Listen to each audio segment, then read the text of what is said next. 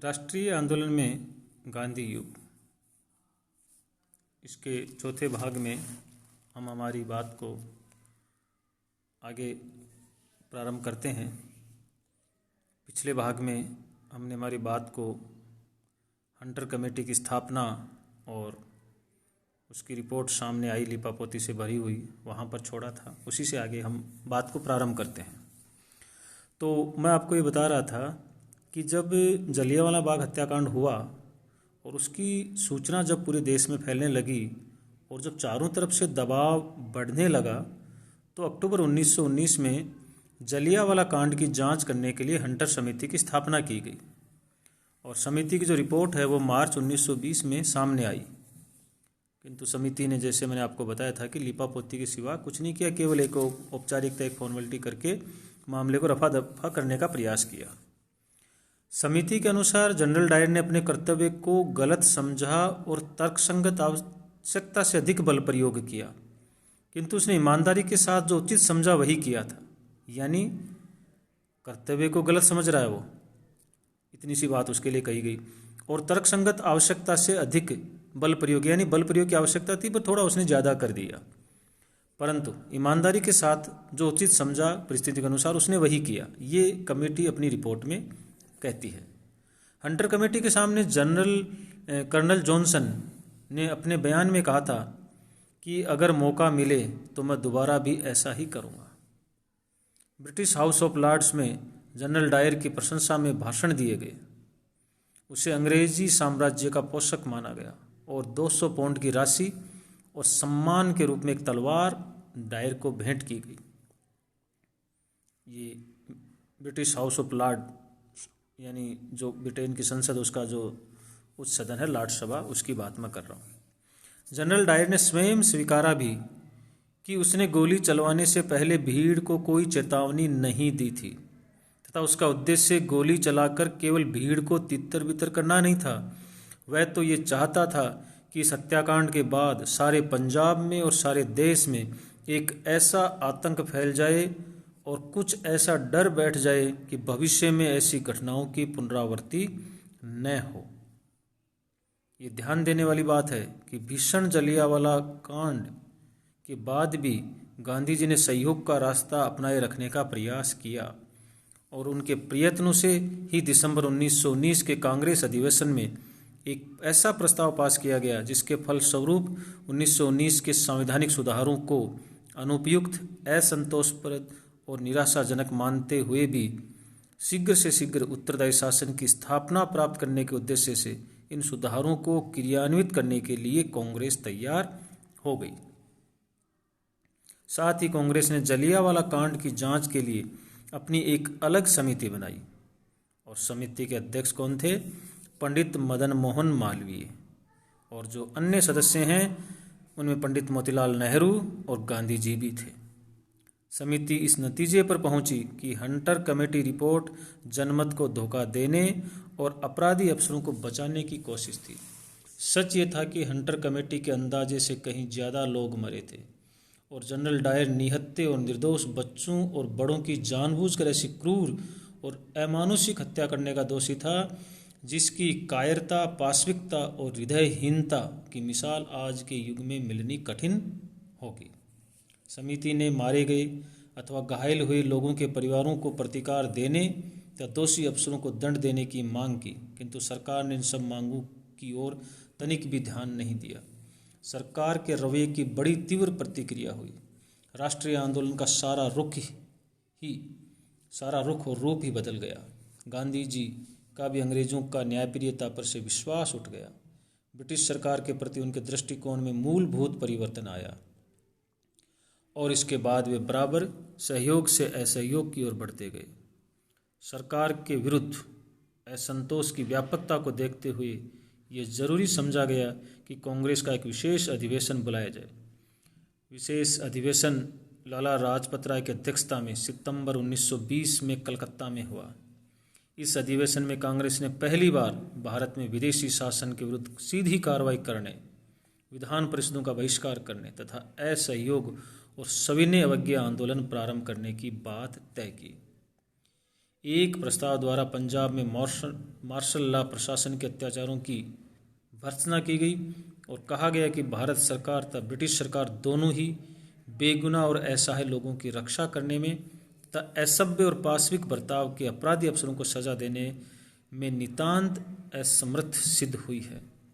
प्रस्ताव में आगे कहा गया कि राष्ट्रीय सम्मान की रक्षा करने और जलियांवाला कांड जैसी घटनाओं की पुनरावृत्ति रोकने का एकमात्र साधन स्वराज की स्थापना है और भारतवासियों के लिए इसके सिवा अब और कोई रास्ता नहीं बचा है कि वे विदेशी शासकों के प्रति गांधी जी द्वारा प्रारंभ की गई अहिंसात्मक असहयोग नीति का अधिकाधिक सहारा लें। तो ये था जलियांवाला बाग हत्याकांड और उससे जुड़ी हुई महत्वपूर्ण तथ्य, महत्वपूर्ण बातें। और इसी भाग में हम एक चर्चा और करेंगे, खिलाफत आंदोलन।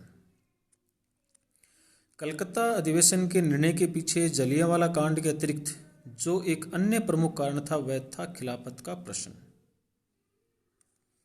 भारत के मुसलमान तुर्की के सुल्तान को इस्लाम का खलीफा मानते थे। भारत के मुसलमान तुर्की के सुल्तान को इस्लाम का खलीफा मानते थे। महायुद्ध में तुर्की मित्र देशों के विरुद्ध लड़ा था। युद्ध काल में ब्रिटिश राजनीतिज्ञों ने वचन दिया था कि तुर्की साम्राज्य का किसी भी प्रकार अहित या विघटन नहीं किया जाएगा। लेकिन युद्ध समाप्त होते ही ब्रिटेन ने तुर्की साम्राज्य का विघटन करने का निश्चय कर लिया और सुल्तान की मानहानि का। इससे मुसलमानों का भी ब्रिटिश सरकार की नेक नियति पर से विश्वास उठ गया।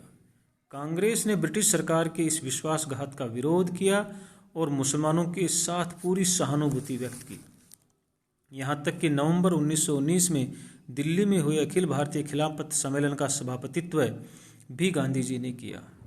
गांधी जी समझते थे कि इस प्रकार खिलाफत आंदोलन में यदि हिंदुओं ने मुसलमानों का साथ दिया तो मुसलमान भी राष्ट्रीय आंदोलन में कांग्रेस का साथ देंगे तथा हिंदू मुस्लिम एकता की भावना को बढ़ावा मिलेगा। मई 1920 में सीवर्स की संधि पर हस्ताक्षर हुए थे बाद में 10 अगस्त 1920 को। तो मई 1920 में सीवर्स की संधि की शर्तों का पता चला जिससे तुर्की के विघटन और विभाजन की बात पक्की हो गई। तुर्की साम्राज्य के अरब प्रांत ब्रिटेन और फ्रांस के बीच प्रादेशाधीन मैंडेट क्षेत्रों के रूप में बांट दिए जाने थे और सुल्तान मित्र देशों के उच्चायुक्त का बंदी सा बन जाना था। इन सब से भारत के मुसलमान दुखी थे। गांधी जी ने खिलाफत समिति को राय दी कि उनके सामने एकमात्र रास्ता असहयोग आंदोलन का ही था। समिति ने गांधी जी का सुझाव स्वीकार कर लिया। अगस्त 1920 में वायसराय को लिखे पत्र में गांधी जी ने कुछ जो कहा था उसकी कुछ बातें, कुछ लाइनें मैं आपको यहाँ सुनाना चाहूँगा कि 20 में वायसराय को लिखे पत्र में गांधी जी क्या कहते हैं, उसके कुछ मुख्य अंश। गांधी जी कहते हैं, पिछले महीने में जो घटनाएं घटी हैं उनसे मेरी ये धारणा पुष्ट हुई है कि खिलाफत के मामले में सम्राट की सरकार का रवैया बहुत अनैतिक, असंगत और अन्यायपूर्ण रहा है और अपनी अनैतिकता को छिपाने के लिए सरकार एक गलती से दूसरी गलती की ओर बढ़ती रही है। ऐसी सरकार के लिए मेरे पास न आदर शेष रहता है और न स्नेह। महामहिम द्वारा सरकारी अपराधों की अवहेलना, सर माइकल ओ डायर को दोष मुक्त करना, मोंटेगू का प्रेषण तथा सबसे अधिक पंजाब की घटनाओं से अनभिज्ञता और हाउस ऑफ लॉर्ड्स द्वारा भारतीयों की भावनाओं के कठोर अनादर से मेरा मन साम्राज्य के भविष्य के बारे में घोर संदेहों से भर गया है। वर्तमान सरकार से मैं पूरी तरह विलग हो गया हूँ तथा मेरे लिए अब वह सब पूर्ण सहयोग देना असंभव हो गया है जो मैं अब तक बराबर देता रहा था। मैं समझता हूँ कि मेरा आचरण सत्य के विरुद्ध होगा अगर मैं ऐसी सरकार को राक्षसी सरकार न कहूँ जो धोखेधड़ी, हत्या और घोर क्रूरता की अपराधी हो और जो फिर भी पश्चाताप करने के बजाय अपने पापों को छिपाने के लिए अधिकाधिक असत्य का सहारा लेती जा रही हो। ये बात गांधी जी ने वायसराय को लिखे पत्र में अगस्त 1920 में कही थी। खिलाफत समिति द्वारा असहयोग आंदोलन का सुझाव मान लिए जाने के तुरंत बाद ही कांग्रेस ने कलकत्ते में सितंबर 1920 में ही विशेष अधिवेशन बुलाने का निर्णय किया था। कलकत्ता अधिवेशन में पास हुए असहयोग आंदोलन संबंधी प्रस्ताव की कांग्रेस के 1920 के वार्षिक अधिवेशन में, जो इस बार नागपुर में हुआ था, की पुष्टि की गई। कांग्रेस के नागपुर अधिवेशन का विशेष महत्व है क्योंकि इसने कांग्रेस के उद्देश्य, कार्यक्रम और साधनों में कुछ आमूल परिवर्तन किए। यद्यपि 1918 में ही उदारवादी जो राष्ट्रवादी थे वो कांग्रेस छोड़ चुके थे, अब भी कांग्रेस के भीतर दो विचारधाराएं थी। अभी तक कांग्रेस का ध्येय संवैधानिक उपायों के द्वारा ब्रिटिश साम्राज्य के भीतर स्वशासन की प्राप्ति थी। कांग्रेस के नेताओं में एक और वे लोग थे जो संवैधानिक उपायों और ब्रिटिश साम्राज्य के भीतर रहने के आदर्शों से बंधे रहना चाहते थे, और दूसरी ओर कौन थे? दूसरी ओर उग्र राष्ट्रवादी मत था जो ब्रिटिश साम्राज्य से सभी प्रकार के नाते तोड़ने के लिए आतुर था और इस लक्ष्य की प्राप्ति के लिए सभी संभव साधनों के प्रयोग को उचित मानता था। कौन? उग्र राष्ट्रवादी। गांधी जी ने इन दोनों के बीच समझौते का मार्ग निकाला। किनके बीच? उदार राष्ट्रवादी और उग्र राष्ट्रवादियों के बीच। नागपुर अधिवेशन ने कांग्रेस का लक्ष्य ब्रिटिश साम्राज्य के भीतर स्वशासन के स्थान पर संभव हो तो ब्रिटिश साम्राज्य के भीतर और आवश्यक हो तो उसके बाहर स्वराज्य घोषित किया। गांधी जी चाहते थे कि ब्रिटिश साम्राज्य के भीतर स्वशासन अथवा स्वराज के साथ साथ भारत को अधिकार भी मिले कि अगर वह चाहे तो ब्रिटिश साम्राज्य से नाता तोड़ सके। स्वराज के लक्ष्य तक पहुंचने के लिए कांग्रेस ने अब केवल संवैधानिक उपायों के स्थान पर सभी शांतिमय और उचित उपायों का प्रयोग करने का निश्चय किया।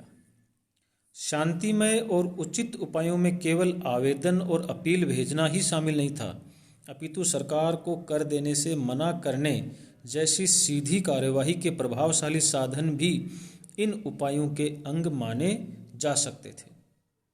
इस समझौते के मार्ग से कांग्रेस के भीतर उदार और उग्र दोनों मत काफ़ी हद तक संतुष्ट हो गए, किंतु श्रीमती एनी बेसेंट, मोहम्मद अली जिन्ना और विपिन चंद्र पाल आदि ने अंत तक कांग्रेस के साधनों में आमूल परिवर्तन किए जाने का विरोध किया और प्रस्ताव पास हो जाने पर वे कांग्रेस छोड़कर चले गए। कांग्रेस के नागपुर अधिवेशन में पास हुए असहयोग आंदोलन संबंधी प्रस्ताव में क्या कहा गया और किस तरह से असहयोग आंदोलन प्रारंभ हुआ, उसकी क्या रणनीति थी, उसके क्या कार्यक्रम थे, उस पे हम चर्चाएं असहयोग आंदोलन के संबंध में जो हैं वो कर चुके हैं और कुछ अन्य बातें हैं वो हम अगले भाग में करेंगे। धन्यवाद।